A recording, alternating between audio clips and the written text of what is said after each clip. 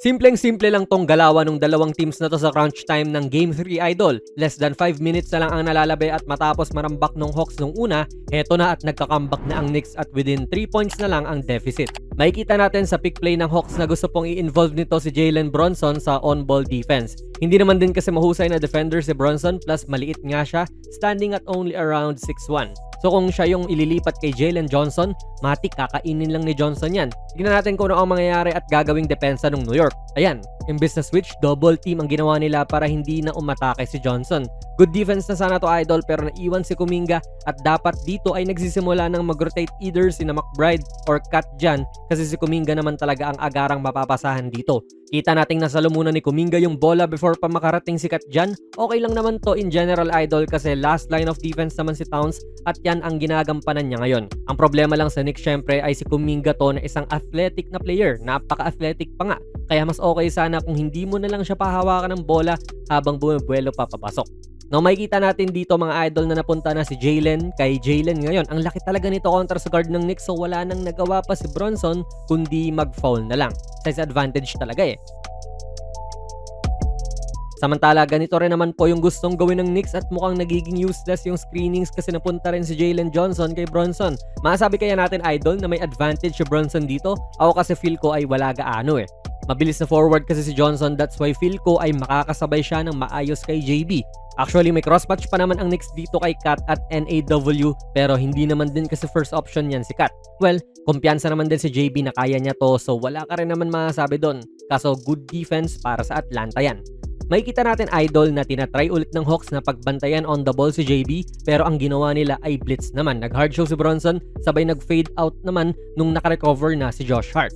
Okay na match up na to para sa Knicks pero naging ibang klase rin kasi sa McCollum sa serye na ito so far. Biglang naging first option eh at nakook niya ulit yung depensa. Kita natin idol, umiiwas talaga sa mismatch tong Knicks syempre at hindi nila hinahayaan na mag-on the ball si Brunson sa depensa.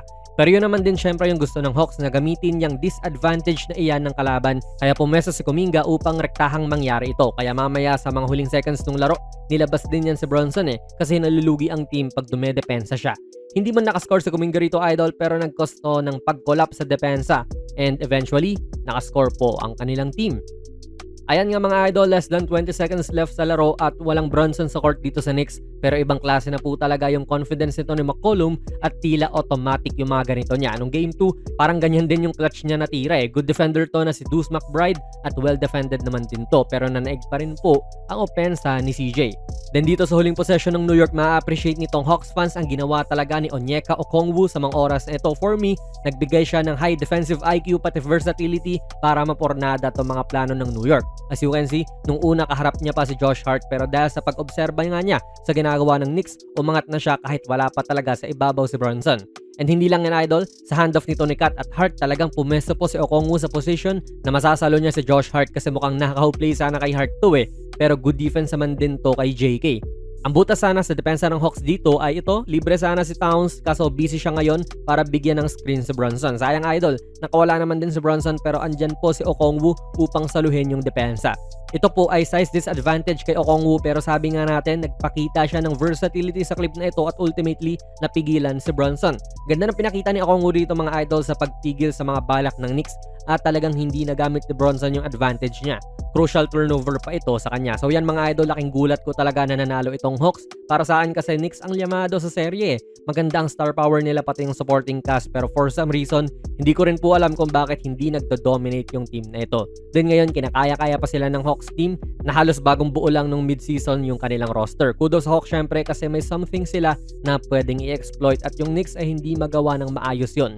Kaya ano po masabi nyo sa nangyari dito sa Game 3 mga idol, ilagay nyo lang po ang inyong mga komento sa ating comment section. Kung gusto nyo po ang ating video ay pakipindot na lang idol ng like button, mag-subscribe ka na rin sa ating channel.